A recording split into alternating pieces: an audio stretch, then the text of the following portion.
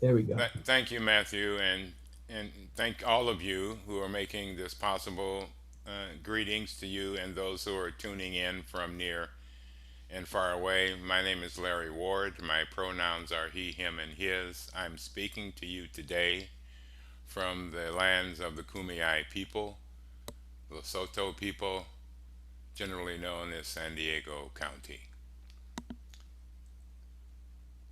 I wanted to talk about a topic that is not a favorite in Western culture, but especially in the U.S. grief. And in your work, whether it's directly engaged in social justice and protest, or in counseling, or nurturing, or bedside care, whatever activity you are engaged in with other human beings, at this time in history, we are all in trauma. And trauma, I'll talk a little bit more about, but I'm talking about the impact of trauma as it filters through our body and through our minds, through our hearts. What for me emerges is grief and or sorrow. A great resource for you if you'd like some writing I think is worth reading on sorrow.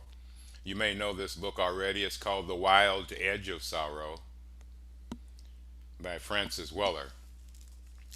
And whoever your client or audience may be, he identifies um, several gates through which sorrow or grief enters our life.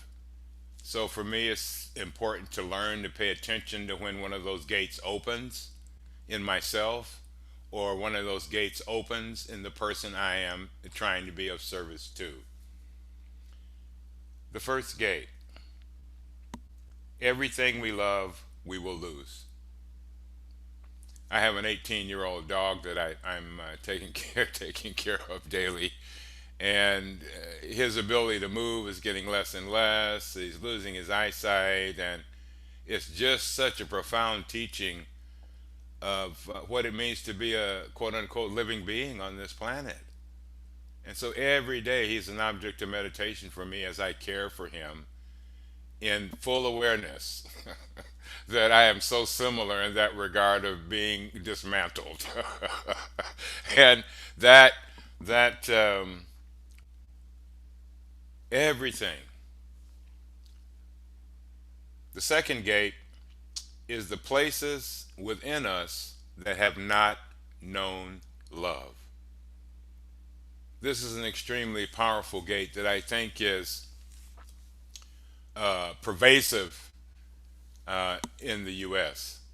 So many places in us have not been touched by love. That in the Buddhist tradition, that often indicates the hungry ghost energy, the search for love, constantly and over, and never having it fulfilled. This knowing the places in ourselves that have not received love gives us a place to practice in loving ourselves.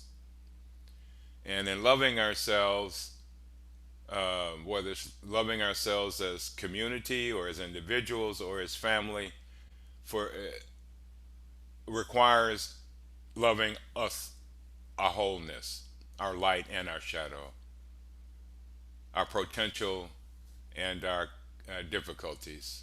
It's all part of our precious life, not to be honored. It's to disrespect the life we have, the miracle of life that is our breath. The third gate of sorrow or grief is the sorrows of the world. I have spent a few years, 2 years working and living in India, and more time than that visiting and working in village projects and local leadership. And I have godchildren who were born in India with my dear friends. And every day I check the news. I check on Facebook. I watch the makeshift crematoriums that turn parking lots into places to burn bodies, and people are in line and fighting for firewood. This grief for the world. And then there's the pandemic. Oh my. We're all everywhere. There is not a place on the planet the pandemic has not reached.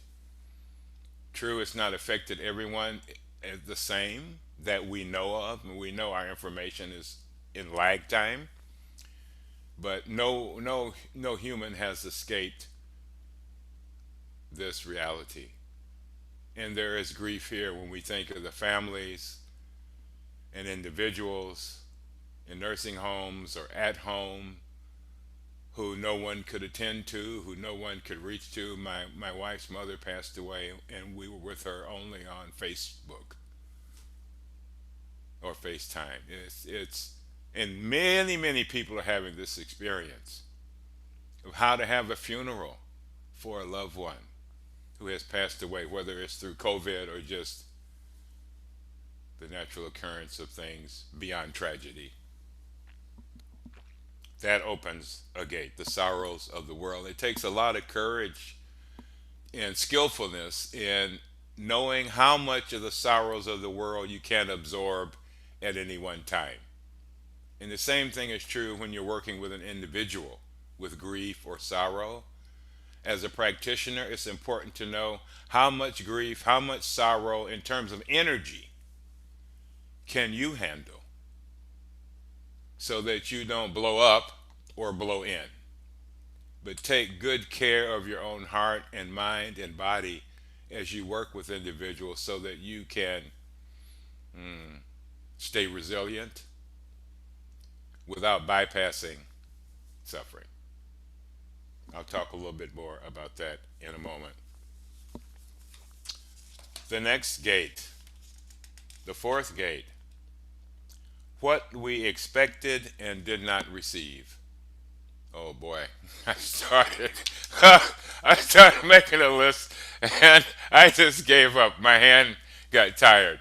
Oh boy, so much we've expected from our lives in our work and our efforts to change things. And part of this experience I call the Bodhisattva Sorrow. And to me it means understanding that if something like me came back 1,000 years from now, there'd still be suffering to deal with. There'd still be love and care that needed to be given. There still need to be individuals helped to cross the bitter sea of being a human being caught in samsara with no light and no way out in their mind or in their body. And the fifth gate, which I'm going to really focus this particular talk on, is ancestral grief.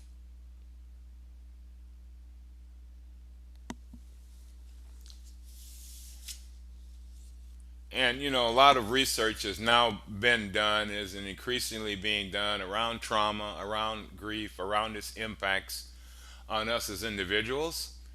But we have yet to develop a coherent understanding of how this affects us as a collective. And I think we're seeing a part of that in our current insanity of behavior, of speech, of thought, of disconnection to reality, flight from fact, and how do I know this? How does this recognize scientifically? We see increased in individual collective fear. We can feel it when we go to the grocery store, when we go to the gas station, when we go to school or send our kids. It's pervasive. And to be in denial about it means we cannot care for ourselves or for others as if they're not having that experience. Because what we know from neuroscience is our energy, our primal energy of safety and fear, interpenetrate each other. That's what in part causes contagion, mass hysteria. Damaged national pride is traumatic. The trauma of January 6th, we're not remotely coming to terms with. The grief and the sorrow and the disappointment that is continuing. Bravery and courage is what's required to heal grief, to take grief on a journey and into the love that is hidden inside of it. And I don't mean you know, People Magazine love. I mean deep love, unconditional love, deep and wide love for the whole planet and all of its species, including ourselves as individuals.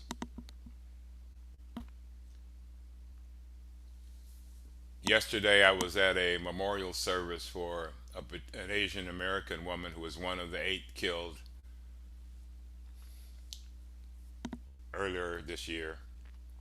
And she was a member of a particular Japanese tradition, so I was there along with many other people. Um, and then today, this morning, 2 more Saint Elder Asian Americans were stabbed at a bus stop in San Francisco. Um, and this humiliation, this constant experience of either in the moment of being humiliated or about to be humiliated, uh, is can drive you mad. Your nervous system is already destabilized. All of our nervous systems are already destabilized, and what I mean by trauma is the destabilization of our nervous system. I'm talking about biology, not mental weakness.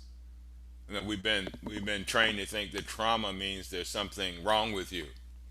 No, trauma means you're a human being with a nervous system and a body and blood and sound and speech and etc. That you are alive. And what a traumatic event does is interrupts the sense of well-being that comes from being alive and throws your nervous system out of balance. When I was growing up, near us was a what do you call them? An amusement park, and one of the games it had was called Dodgems, where you drive around these little cars and try to bump other people. My mother loved that game, and she was so good at it. And she would just laugh and laugh and laugh. But that's kind of what happens to our nervous system when trauma happens as an event. We get bumped out of our zone of wellness. We get hijacked by our cognitive function goes into freeze. Our capacity to make wise decisions is suspended in that moment, in that primal moment. And it also creates an identity crisis. If nothing else, please look at January 6th as an expression of an identity crisis for America. And who am I has always been an existential, real human question. It never goes away. The question is how to answer that question without causing suffering.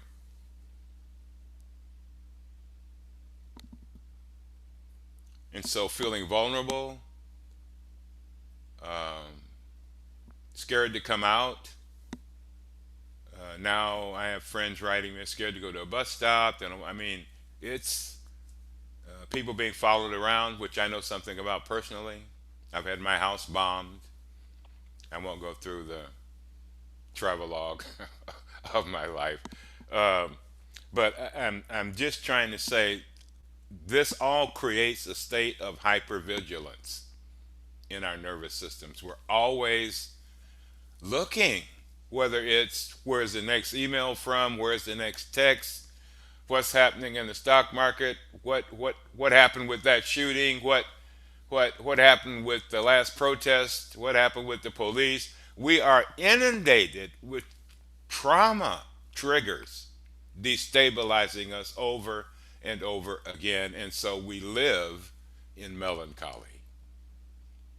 We live, and it is heartbreaking to recognize this for me and myself.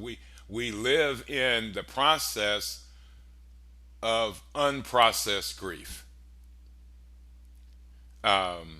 We live in our genetics. The new research in epidemiology and epigenetics is showing how genes can transmit sorrow as well as goodness. That the trauma of at least three generations before easily can be documented carrying over, whether that's from incest or racial animosity or femicide. It is not a singular event for an individual because we have so been conditioned to think that we are only individuals. We do not understand our real impact on one another because we have mirror neurons. When I see someone, when I feel some heartbreak, I can feel heartbreak, and so can you. So in working with clients and individuals and or communities in efforts of wellness and justice and harmony, it's important to know we're all learning how to be human together in a way that we never have had to. That's why it's so difficult. Most of us have not, just, oh, I have a nervous system.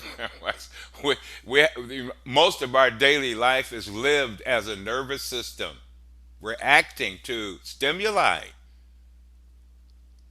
in our external environment and our internal environment. And so, not to recognize and understand it a little more, and then to integrate our mindfulness and spiritual practices into the process of healing and elevating our nervous system, which I think is our real true invitation with grief and with sorrow. It's not that grief and sorrow go away, but it's how to receive grief and sorrow in ways where the energy of that can be revealed as love. Suicide rates in the United States are accelerating. A 35% rough increase in the last 20 years. And the age range is going down and down and younger and younger. This is true across every ethnicity. Grief and sorrow, just even knowing that about our children, our young people.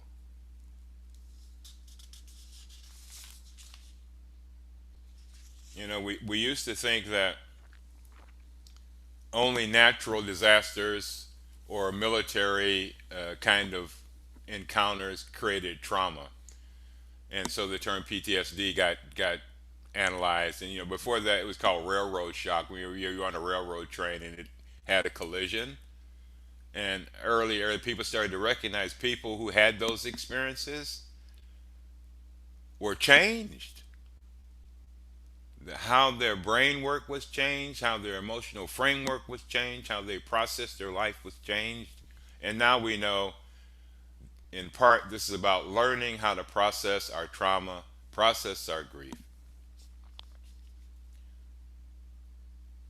The mental distress we see on the streets of America. I was catching a train the other day to go to the temple in Los Angeles, and getting to the train station, the homeless people, the people who have some mental challenges, and I'm not saying I don't, but I recognize that suffering on the streets all alone in the richest country in the world, just recognizing that for me is a traumatic awareness. This gap, this gulf that I'm supposed to pretend I'm not in, that I'm not walking through, that I don't see these people. But I do. And I mentioned collective trauma, transgenerational effects. And the thing about trauma or destabilization, remember, I'm talking about our nervous system being destabilized. There are, of course, psychological impacts, but I want to keep you focused on biology because otherwise we think experiencing instability makes us weak. No, experiencing instability makes us human. Not learning how to care for it makes us weak. The more and more research is going on in the transgenerational effects of traumatic events and the unequal impact of trauma, as we can see as it's played out around the world between wealth and unwealth in terms of the vaccine and testing and hospital care and oxygen. I have friends in India, I mentioned, where in Delhi, where I've been more than once, are begging for oxygen on the streets. I, and that's a democracy. And so to hold that image in your head and then see what's actually happening is a shock to our story about who we are and what we're capable of as people around this planet and what our systems are set up to do and not to do. So, yes, and so this melancholy, I want to end with what I mean by that is I'm going to stand in my African American experience um, and someone's killed and you protest, someone's killed and you protest. I mean, that was part of what inspired my book and why I called it karmic. I already know what's going to happen. That's horrifying to know and live with. And then there'll be a funeral, and then there'll be another shooting, and then there'll be a protest, and then there'll be another shooting or disruption or mass shooting that we've been experiencing an increase of this year all around the nation. I have friends who work in the grocery business who are a little squeamish about work. Can understand why. Or kids going to school, etc. The melancholy is that we never get to complete the process of grieving or of healing our sorrow. And for me, this goes all the way back to the foundation of the country. 100 million people who were here before Europeans, Spaniards in particular, arrived have mostly vanished. That's a lot of grief and sorrow in the ground upon which we walk that permeates our bodies and our minds if we understand ourselves more than a thought. That we are earthlings, we are connected to this planet. And even whether we don't want to, we are still wired to be together in terms of our basic neurology. And so this interruption, so when you have a client or have a person or a family member, when I worked in hospitals, um, to see family members over and over again every time they visit and see the grief in their bodies, on their faces, and how it's not completed, how difficult it is to keep coming back and knowing what the end will be, but not being able to complete the process. And so for African Americans, that's our primary experience in terms of grief. We never get to complete our crying. And so we never get completely healed. And neither does anyone else. And so while I'm talking about trauma and grief and African American experience, I think it's important to be really clear that when trauma happens in terms of race, three different views are impacted. Three different kinds of bodies, our nervous systems are impacted. There, of course, is the victim who the brutality or murder or abuse was perpetrated against. And then there's the witnesses who saw this, watched this. And then there's the perpetrator themselves. All three of those are locked in trauma. And if it's not handled skillfully, it will only produce reactivity that reactivates the trauma. And so for me, what's necessary is to learn about the nervous system. I mean, you don't have to get a medical degree, but there's a lot of good trauma and resiliency training programs that can have a great curriculum and that can educate you. The one where I studied, one of the places I studied was the Trauma Resource Institute in Claremont, California. Trauma work there was developed and applied in Haiti and in China and all over the world after natural disasters. But you know what the most recent research revealed? Is that the trauma created by natural disasters does not have as negative an impact as the trauma created by human to human on our nervous system, on our very biology. That is a startling emergent now conclusion. And so, what is freedom? What is liberation? How do we work with liberatory ways to respond? The first is to learn skills of resilience as spiritual practice. And one of those I learned at the Trauma Resource Institute is the word resourcing itself. Now, of course, I've known how to do that all my life because of the life I've lived. But resourcing is developing in yourself a community inside of yourself that keeps you grounded in your basic goodness and wisdom. It is knowing whose voices you are hearing and deciding consciously which voices you don't want to hear, or you don't want to feed, or you don't want to bring to the table. That doesn't mean living in denial that the voices might have a critique. That's not my point. I'm talking about how your energy gets seized and the direction of your well being is either strengthened. So I can think of my grandmother and I already feel strong. Who is that for you? When I think of Martin Luther King, I am strengthened. When I think of Hildegard of Bingham, I am strengthened. So have a cadre or community inside of yourself that you develop as internal guides as well as external. And that's one of the things to notice with the people you're working with is they have so many voices when they're vulnerable coming through to help them begin to recognize which voices help their healing, which voices will contribute to their transformation in the moment.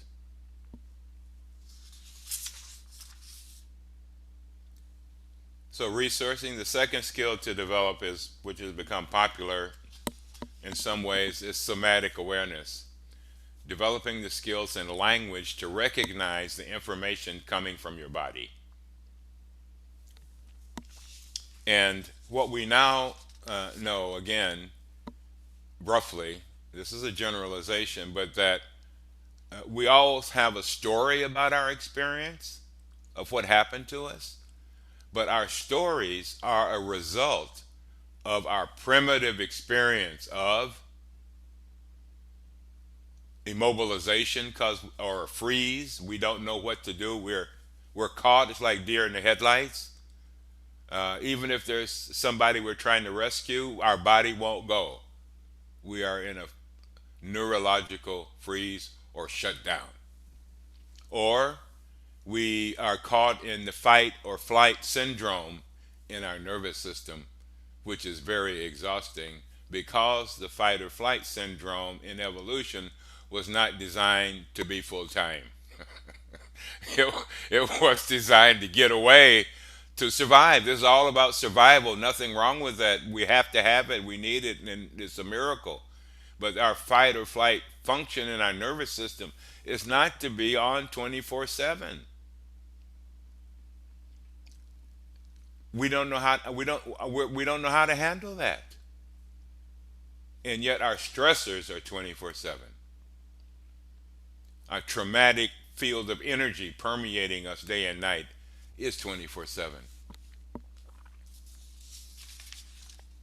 So developing the language of what your body is sensing, and there's some great courses. Peter Levine has a great seminar. Some great things are online. Another teacher I tune into is Irene Leon in Vancouver. She's also very skilled, very knowledgeable about neuroplasticity in the body and trauma and resiliency. And so learning these skills, and then, of course, as you learn a skill, you learn how to apply it to people who need it in the way that's appropriate for them. And what I've learned is, and I keep learning, I don't have to announce to the person I'm caring for you for them to be cared for. I don't have to say I'm helping you resource yourself to help them resource themselves. Do you understand what I'm saying? The quality of action of mindfulness is more important than what we call it. If we are present with our heart and our mind, healing is possible. Deep care is possible. Whatever the outcome of our circumstance or who we are working with may be. I think I'm running out of time, but I just want you to encourage you to be brave in your practice. And for me, that means I do meditation every morning to put me in touch with my own sorrow and the sorrow of the world. And the glory of my life and the glory of the world. And then I mix them all up and go into my day because they revealed each other in emptiness, in true connection. Like the hidden life of trees underground. We need to understand this about ourselves. But we've been caught in a superficial level of cognition, which is actually like 20% of our experience is our story, but it thinks it's 100% of our experience. and, and so every time I get frightened, or when I was growing up, every time I see a police car, my stomach would tighten. It took me years of practice for that not to happen. But first I had to recognize that was my body's response to fear and anxiety and uncertainty. And then as I learned to practice with these things coming up in me, I learned how to transform those energies into mercy, into kindness, and into compassion, and sometimes wisdom.